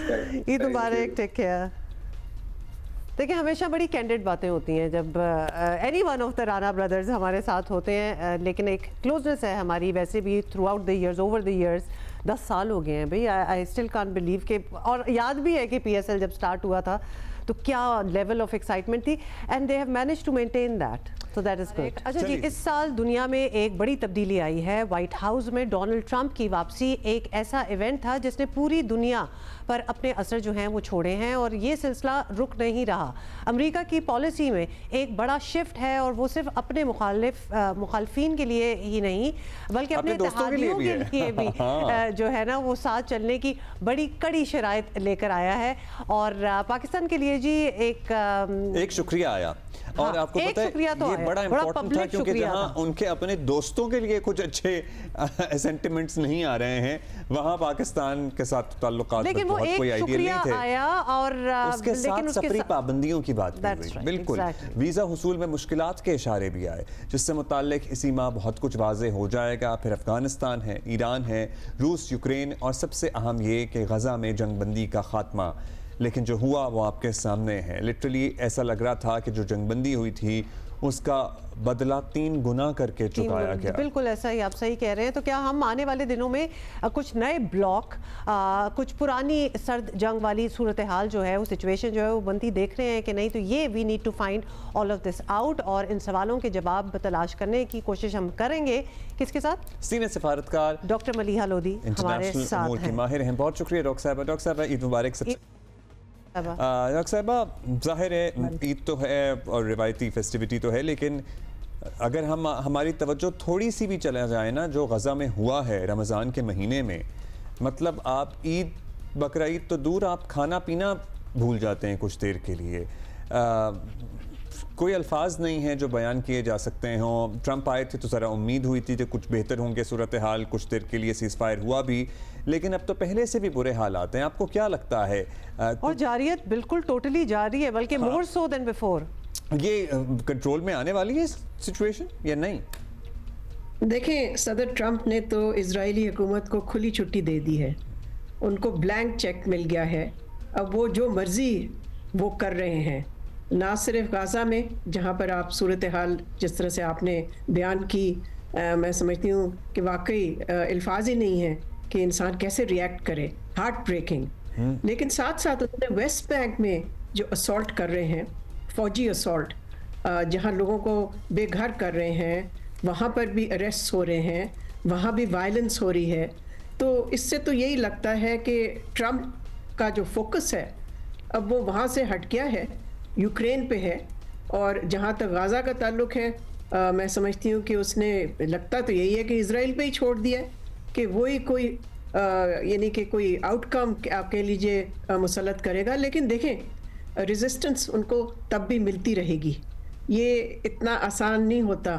चाहे आप जितनी मर्जी बर्बरियत इस्तेमाल करें, आप लोगों को इस तरह से अपने कब्जे में नहीं रख सकते फॉर टू लॉन्ग। अब पाकिस्तान के हवाले से डॉक्टर साहब ये बताइएगा, क्योंकि पाकिस्तान के लिए भी काफ़ी कंसर्निंग बात है। वो एक शुक्रिया हुआ और उसके बाद से तो हम बहुत सी चीज़ें देख रहे हैं जिसमें कैटेगरीज में डाल दिया जाएगा, पाकिस्तान का नाम आ जाएगा, सफरी पाबंदियों की बात हो रही है। हम ट्रंप के दौर में अमेरिका और पाकिस्तान के ताल्लुकात में क्या कोई डेवलपमेंट देख रहे हैं, या फिर जिस तरह चल रहा था वैसा ही चलेगा, या फिर उससे भी बुरा हो? देखिए, एक चीज़ तो जाहिर है और वो ये है कि पाकिस्तान अमेरिका की तरजीहात में शामिल नहीं है। यानी कि सदर ट्रंप की जो प्रायोरिटीज़ हैं, उस प्रायोरिटी लिस्ट में पाकिस्तान डजंट फिगर। उसमें आपको मालूम है चीन है, यूक्रेन है, रूस है, यूरोप उस हवाले से है कि वो चाहता है कि यूरोप हिमायत करे जिस किस्म की पीस डील वो चाहता है यूक्रेन की। और फिर उसकी सारी पॉलिसी टैरिफ्स पे मबनी है, और साथ साथ उसने जो कनाडा के साथ किया है, ग्रीनलैंड। अगर ये सारी लिस्ट आप देखें हुमा और अब्दुल्ला, तो आपको ये नज़र आएगा कि पाकिस्तान डजंट फिगर, और ना ही हमारा खित्ता फिगर करता है, सिवाय भारत के। ऑफ कोर्स भारत के साथ काफ़ी उनके ताल्लुकात, यानी कि prime minister Modi was invited to the White House amongst the 3-4 leaders जो अब जा चुके हैं, लेकिन पाकिस्तान डजंट फिगर। तो जहाँ तक आपका ये सवाल है हुमा कि well what do we expect then, मेरा अपना जो व्यू है वो बहुत डिफरेंट है फ्रॉम आवर इस्टेब्लिशमेंट लगता है पैनिक में आई हुई है। कभी इंटीरियर मिनिस्टर को भेज देती है, कभी अपने वो special assistant to the prime minister को भेज देती है ऐसे वक्त पे, जबकि अभी अमेरिका ने डिसाइड ही नहीं किया है कि उन्होंने साउथ एशिया के साथ क्या रवैया रखना है, पाकिस्तान के साथ क्या रखना है। उनके मुल्क के अंदर आप देखें कि सदर ट्रंप स्टूडेंट्स को उठा के बिल्कुल वहाँ से डिपोर्ट कर रहा है, और ये भी नहीं कि उनको चलें डिपोर्ट आप कर रहे हैं, अपने वीज़ा कैंसिल करना है तो कर दें। और किस इशू पे कि उन्होंने सपोर्ट किया था फ़लस्तीनी अवाम को, और जो उनके खिलाफ बर्बरियत हो रही है, हर शख्स डरा हुआ है, माइनॉरिटीज तो चलें छोड़ दें। तो अगर आपने वीज़ा कैंसिल कर दिया है किसी स्टूडेंट का, तो उसको डिपोर्ट कर दें, चलें। उनको उन्होंने जाके डिटेंशन सेंटर्स में रखा, क्रिमिनल्स के साथ रखा है, जैसे सड़कों से उठाया उनको जैसे कि वो कोई मर्डरर्स हैं। Thank you for taking out time for us on Eid. So please carry on करें with your things and जबरदस्त। आपको पता है ना कि हमने थोड़ी सी नजर भी रखनी है कि क्या हो रहा है क्या नहीं, और हम कभी भी ईद हो या ना हो जो भी हो हम न्यूज़ से अपने आप को डिटैच नहीं कर पाते। इट्स इन अस तो इन एनी केस क्योंकि हमारे पास क्या क्या गेस्ट हैं, जैसे कि एक गेस्ट जो पहले हमारे पास नहीं आए लेकिन आज हम उनसे बात करना चाह रहे हैं, और हमारे साथ हैं अली तरीन जो कि ओनर हैं और मैनेजिंग डायरेक्टर हैं मुल्तान सुल्तान के।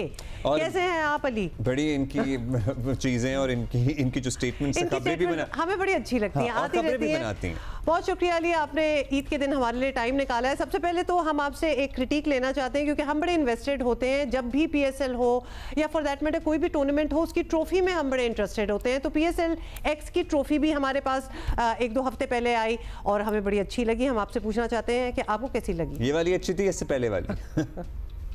ट्रॉफीज तो माशाल्लाह हर साल खूबसूरत होती हैं, लेकिन मेरा जो अपना ख्याल ये है कि एक ही ट्रॉफी होनी चाहिए जो हर साल जो भी टीम जीते उनकी ट्रॉफी कलेक्शन बढ़नी चाहिए। डिफरेंट ट्रॉफीज होना आई डोंट थिंक इतना ज़रूरी है, लेकिन अगर डिफरेंट होंगी तो उनका डेफिनेटली एक उर्दू नाम होना चाहिए। हम पाकिस्तान सुपर लीग हैं तो हमारी ट्रॉफी है उसका भी कोई बड़ा अच्छा सा बड़ा खूबसूरत सा पाकिस्तानी नाम होना चाहिए, मतलब उर्दू का नाम होना चाहिए, ना कि कोई लैटिन या इस तरह का कोई लैंग्वेज का होना चाहिए। अच्छा, हम लाहौर कलंदर की जरूर बात करेंगे, वो तो बड़े अपबीट हैं, आपको पता है ना, वो वैसे भी रहते हैं, हार भी रहे हो तो रहते हैं, इस दफा भी हैं। मुल्तान सुल्तान का बताएं, आपको लग रहा है कि इस बार आपके चांसेस बाकी सबसे ज्यादा हैं?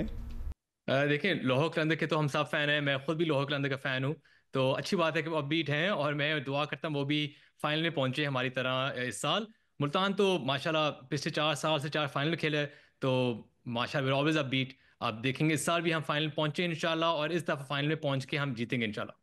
ज़बरदस्त। अच्छा अली, ये भी बताइएगा कि आपके पास बहुत से अच्छे प्लेयर्स हैं, लेकिन ऐसा कोई नया आने वाला मार्क क्या है जो सुल्तान को ट्रॉफी दिलवाए, पाकिस्तान क्रिकेट का मुस्तकबिल भी बने, मतलब कोई ऐसी सीक्रेट वेपन आपने छुपा के रखा हुआ है इस बार के लिए? जी बिल्कुल, हमारी हमेशा कोशिश होती है हर साल कि हम अपनी टीम को थोड़ा इम्प्रूव करें पिछले साल से, और कोई इस तरह के डोमेस्टिक सर्किट से हम ऐसे लोग उठाएं जो हमारे लिए वो एक मतलब स्पेशल फैक्टर हो सकते हैं हमारे लिए। तो इस साल हमारा इमर्जिंग प्लेयर जो होएगा वो होगा शाहिद अजीज़।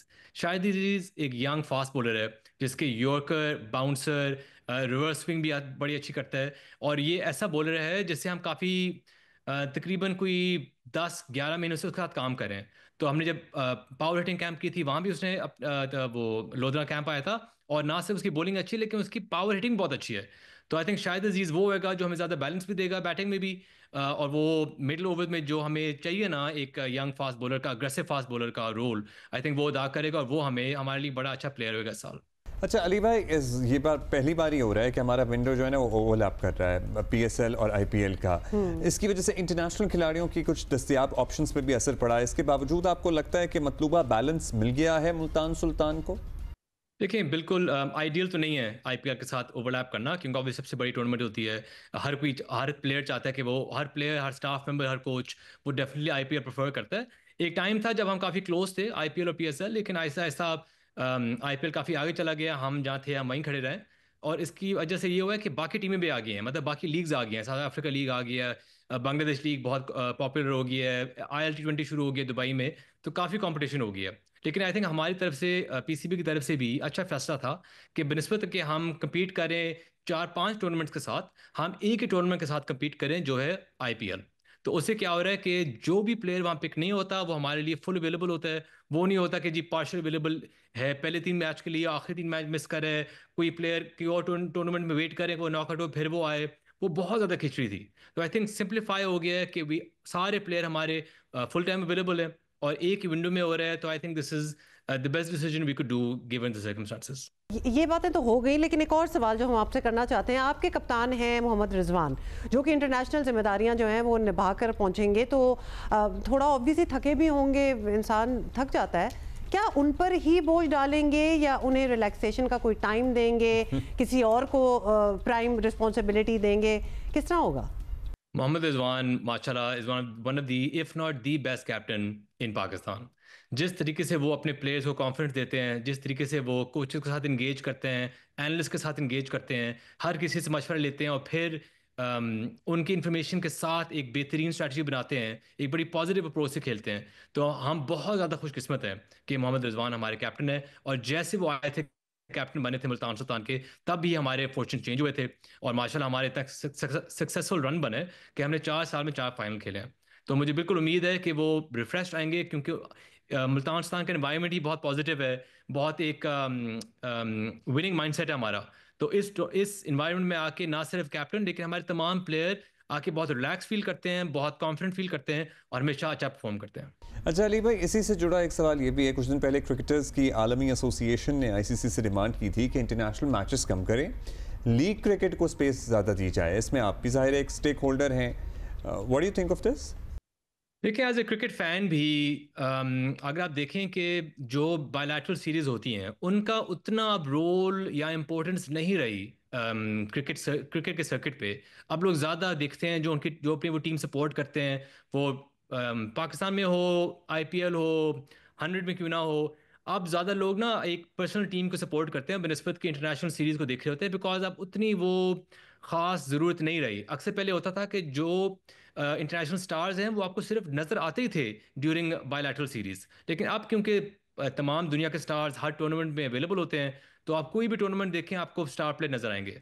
तो आई थिंक अहमियत अब कम हो गई है बायलैटरल्स की, और उसके नतीजे में हमें कम करने चाहिए बायलैटरल्स, और ताकि प्लेयर्स को भी रेस्ट मिले, उनकी फैमिलीज को भी, कई प्लेयर्स के यंग चिल्ड्रन होते हैं तो उनको भी थोड़ी ब्रेक मिले। तो आई थिंक डेफिनेटली एक रीथिंक होना चाहिए, ओवरऑल कैलेंडर क्या होना चाहिए कि कौन से महीने हैं फॉर बायलैटरल्स, कौन से महीने हैं फॉर टेस्ट क्रिकेट, और कौन से महीने हैं फॉर फ्रेंचाइज क्रिकेट। तो आई थिंक एक रीथिंक जरूरी है। अच्छा, आपने अभी स्टेटमेंट दिया इंस्टाग्राम पे, आपने लिखा हुआ था कि एक मिडिल एज सिंगर को बार बार पीएसएल का एंथम जो है वो गाने का मौका दिया जा रहा है। सो मतलब, और आपने कहा कि आपने तहफ़्फ़ुज़ात अपने रिजर्वेशंस शेयर भी किए हैं। Very interesting. इसलिए हम चाहेंगे कि आप ज़रा बताएं कि आप what do you listen to in music, और आप किसको मतलब सजेस्ट करें कि आपके जहन में क्या है, किसको होना चाहिए, हाँ या है आगे के लिए? देखिए अब एंथम तो एक बात है, लेकिन मैं आपको ये बताऊं कि हम सब पीएसएल के हिस्सा हैं, ये हमारा प्रोडक्ट है, माशाल्लाह पाकिस्तान का सबसे बड़ा प्रोडक्ट है इंटरनेशनली। तो हम सब चाहते हैं, सब फ्रेंचाइज चाहते हैं कि इसको हम बेहतर करें। और मैं ये कहना चाहता हूँ जो लाहौर के अंदर वाले जो बैठे हुए हैं हमारे साथ, सबसे ज़्यादा जो प्रोएक्टिव हैं कि पीसीबी के मॉडल को, पीएसएल मॉडल को चेंज करें, इंप्रूवमेंट्स लाएं कि ब्रॉडकास्टिंग बेहतर कैसे हो सकती है, क्रिकेट कैसे बेहतर हो सकती है, फाइनेंसेस कैसे बेहतर हो सकते हैं, हमेशा लाहौर के अंदर लीड लेता है। और इस बात पे मैं अप्रिशिएट करना चाहता हूँ लाहौर के अंदर के मैनेजमेंट को, आतिफ राना साहब को, समीन राना साहब को, हमेशा उन्होंने लीड लिया। तो हमारा जो कॉम्बो है मुल्तान सुल्तान का और लाहौर के अंदर का, कि इंटरनली लीड वो लोग लेते हैं और एक्सटर्नली लीड मैं लेता हूँ। वो ज़्यादा डिप्लोमेटिकली लेते हैं, मैं थोड़ा कम डिप्लोमेटिकली लेता हूँ, लेकिन इंशाल्लाह इकट्ठे मिलकर ही ऐसे हम पुश करके हम पीसीबी पीएसएल मैनेजमेंट को प्यार से और थोड़ा गुस्से से समझाएंगे, और इंशाल्लाह हम इस प्रोडक्ट को, हम सारे स्टेक होल्डर्स इकट्ठे मिलकर इसको हम बेहतर करेंगे। अच्छा, बहुत से सवाल आपसे हो गए, लेकिन एक लास्ट चीज़ ये भी बता दें कि आप उन लोगों में शामिल हैं अली जो पीएसएल मैचेस के मखसूस शहरों में इनकाद पर तहफ़्फ़ुज़ात रखते थे, और आप ये कहते थे कि स्टेडियम जो है उनकी हालत अच्छी नहीं है।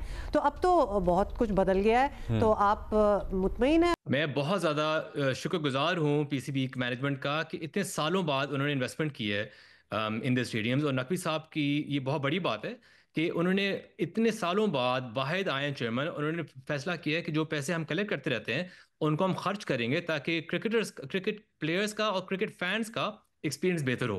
तो ये बहुत बड़ी बात है, मैं बहुत शुक्रगुजार हूँ पीसीबी ने इन्वेस्टमेंट की है। और अभी भी मुझे लगता है कि अभी जो होम एंड अवे सिर्फ मैचेस करते रहते हैं, आई थिंक बिल्कुल गुंजाइश है कि हम और भी शहरों में अभी से पीएसएल मैचेस को लेके जाएं। अभी आप देखें नेशनल T20 हुआ है फैसलाबाद में, जबरदस्त crowd, energetic crowd. I definitely think इस साल भी हो सकता है कि पीएसएल के 1-2 मैचेस जाने चाहिए, फैसलाबाद, सियालकोट और जो हमारे स्टेडियम्स हैं। और बाकी इस साल हमने बहुत पुश किया था पीसीबी को कि पेशावर में भी एक मैच होना चाहिए। तो ज़ल्मी और मुल्तान सुल्तान दोनों टीमें रेडी थी, लेकिन अनफॉर्चुनेटली जो बाकी स्टेक होल्डर्स थे, सिक्योरिटी स्टाफ और बाकी लोग, वो इस पर राज़ी नहीं हुए। लेकिन मुल्तान और ज़ल्मी बहुत ज़्यादा खेलना चाह रहे थे इस साल, कम से कम एक मैच इन पेशावर। तो देखेंगे जल्द से जल्द वो शुरू हो। लेकिन पेशावर में, फैसलाबाद, सियालकोट और जो भी ऐसे टाउन्स हैं जहाँ अच्छी वाले स्टेडियम्स हैं, बहावलपुर फॉर एग्जांपल, तो वहाँ डेफिनेटली पीएसएल के मैचेस जाने चाहिए। थैंक यू, बहुत शुक्रिया आपका, आपने टाइम निकाला ईद पे। Thank you for that. ऐसी बातें करता है लेकिन हम करेंगे ना, क्योंकि हम तो कुछ भी कर सकते हैं। तो बात यह है कि कर्ज लेना कोई अच्छी बात तो नहीं है, लेकिन क्या कीजिए कि पाकिस्तान की मईशत आज जिन हालों को पहुंच चुकी है उसके लिए IMF के पास जाना मजबूरी था और ज़रूरी भी। और पाकिस्तान और IMF के दरमियान स्टाफ लेवल मुआहदे तय पाने से मईशत में बेहतरी की तवक्को की जा रही थी और ऐसा होता नजर भी आ रहा है। स्टॉक मार्केट पे इसके अच्छे असरात मुरतब होते दिखाई दिए। हुकूमत काफ़ी मुतमईन है कि मुल्क की मईशत ICU से निकल गई है, आने वाले महीनों में हालात बेहतर होंगे। आलमी मार्केट में पेट्रोल की कीमत कम हुई है, इसका भी मईशत को फ़ायदा होगा। शरह सूद कुछ अरसे बाद मज़ीद नीचे आ सकती है, जिससे मुल्क में सरमायाकारी और कारोबारी सरगर्मियाँ मज़ीद परवान चढ़ेंगी। पाकिस्तानी रुपया भी मुस्तहकम होगा। आवाम को महंगाई में तो कोई बड़ा रिलीफ नहीं मिला, लेकिन मजमूई मौशी आशारिये सर्टनली बेहतर हुए हैं। आशारिये इस तरह बेहतर होते हैं तो फिर वो इवेंचुअली आवाम तक भी वो ट्रिकल डाउन कर ही जाता है, उसका अच्छा इफेक्ट। तो इसी पे बात करें, क्या ख्याल है? साबिक मुशीर हैं वज़ारत ख़जाना डॉक्टर खाकान नजीब हमारे साथ मौजूद हैं, उनसे बात करते हैं। ईद मुबारक खाकान साहब। आपको सबसे पहले तो थैंक यू सो मच कि आपने टाइम निकाला और हमें ज्वाइन किया है आज। ईद मुबारक to both of you and the whole nation, everyone who is listening. I hope कि हर एक की ईद अच्छी गुजर रही होगी and everyone is enjoying with their family, taking a good time off. So hopefully everyone is rejuvenated to you know after रमजान। अच्छा, रमजान में हमारे बड़े इश्यूज होते हैं, पर्टिकुलरली हम देखते हैं कि लोग यू नो होर्डिंग करते हैं, महंगी चीज़ें मिलती हैं, फिर ईद की तैयारी, फिर ईद की शॉपिंग, फिर ईद की शॉपिंग कितनी होगी वो कुछ दिन में आ जाएंगे। आदाद शुमार भी वो भी एक अच्छा गेज बता देते हैं हमें कि कितनी स्पेंडिंग पावर है, पर्टिकुलरली कराची से जो फिगर्स आते हैं, एक स्नैपशॉट सा मिल जाता है इकोनॉमी का। So what do you think, जो हुकूमत दावे करती है महंगाई कम होने के या महंगाई की शरह, महंगाई बढ़ने की रफ्तार या शरह तो सर्टनली कम हुई है, लेकिन आम आदमी को क्यों नहीं लगता कि महंगाई कम हो रही है? So Abdullah bhai, we'll try and remain positive today, and the positive thing is कि एक तो पाकिस्तान की जो इकोनॉमी है वो बिहेव कर रही है typically by the book, which is a good thing. कि हमने जो एक डिफॉल्ट का खदशा था, एक बैरूनी कर्जे वापस करने का में मुश्किल आ रही थी, एक स्टेबिलिटी नहीं आ रही थी। सो ये तीनों चीज़ें IMF की इंगेजमेंट के बाद आ गई हैं। सो आपने ICU का लफ्ज़ सही इस्तेमाल किया। So you went to the doctor of the ICU, उसने आपको स्टेबलाइजेशन करने की कोशिश की। तो जैसे आपने फरमाया 38% की आपकी मई में थी रफ्तार कीमतें बढ़ने की, वो पिछले महीने 1.5% पे आ गई है। सो सर्टेनली ये बात सही है कि कीमतें बढ़ रही हैं, बट उस शरह से नहीं बढ़ रही, उस रफ्तार से नहीं बढ़ी। फिर आप देखिए कि आपका बैरूनी खसारा संभल गया और सरप्लस में भी आ गया और आपके रिजर्व्स का एक बिल्डअप हुआ, जिससे अब एक स्टेबिलिटी की वजह जो है वो आपको इमीडिएटली तो स्टॉक मार्केट में दिखाई देती है। कुछ आपने जो हमारे हाई फ्रीक्वेंसी इंडिकेटर्स हैं, गाड़ियां जो हैं वो ज्यादा बिक रही हैं, सो इससे भी आपको एक जाहिर होता है। कुछ सीमेंट की ऑफ टेक बेहतर हुई है, तो लोगों ने कमाई भी की है। ये भी याद रखिए, द बिग इंडस्ट्रीज इन पाकिस्तान, उनकी प्रॉफिटेबिलिटी देखिए, बैंकों की देखिए, स्टील की देखिए, सीमेंट की देखिए, सो दे हैव मेड मनी और इसी वजह से मार्केट बेहतर हुई। बजट आने वाला है, क्या एक्सपेक्टेशन रखें? बहुत सारी चीजें लोगों को परेशान करती हैं, आपको पता है जो सैलरीड क्लास है वो तो परेशान रहती है, जिन्होंने बड़ी मुश्किल से सोलर लगाए थे वो परेशान हो गए कि भाई हमारी नेट मीटरिंग का क्या होगा, और बहुत सारे इशूज हैं। सो क्या हम ओवरऑल एक्सपेक्ट करें इस बजट से? सो जो हार्ड अर्न स्टेबिलिटी है उसको मेंटेन करना है, एक तो ये बात है। इसका मतलब है कि हुकूमत अपने खर्चे कम करने की सबसे बड़ी जो इस वक्त कदगन है अगर लगाए जाकर इस बजट में, बिकॉज पहले बजट में 21% खर्चे जो थे वो बढ़े थे। सो अपनी एक्सपेंडिचर को कम करे। जो टैक्सेशन की मद में 3 जगह पर, एक सैलरीड को जैसे आप लोग हैं, एक नॉन सैलरीड को, कंसल्टेंट्स, आर्किटेक्ट्स उनको, और एक तीसरा मैन्युफैक्चरिंग को, इसको जो टैक्स की शरह है इसको कम करे ताकि लोग बाहर भी ना जाएं काम करने को, और आपको भी थोड़ी सी जो बाइंग पावर है वो बेहतर हो। Money should come into your pockets. दूसरी ये चीज करे। तीसरी ये चीज करे कि अपना जो टैक्स का कारोबारों का निजाम है, जैसे उसको सिंप्लीफाई करे। इस दफा विद होल्डिंग टैक्सेस कम करे, ACDs, कस्टम्स ड्यूटीज, ये सब कुछ कम करे ताकि सिंप्लीफिकेशन पैदा हो। आई थिंक बजट में अगर ये चीजें की जाएं तो लोगों में कॉन्फिडेंस भी बढ़ेगा और अपने एक्सपेंडिचर जो फेडरल के करने के नहीं है वो नीचे दे दे, पावर्टी के हैं, टैक्स, ज़कात, ओशन, क्लाइमेट। जी अच्छे आपने आइडियाज दिए हैं, hopefully they would be implemented in this budget as well.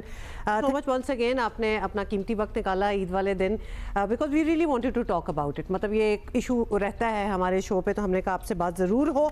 बहुत शुक्रिया, ईद मुबारक। ईद मुबारक जी, और हम तो आपसे मिलती रहेंगे इंशाल्लाह tomorrow. See you again. See you.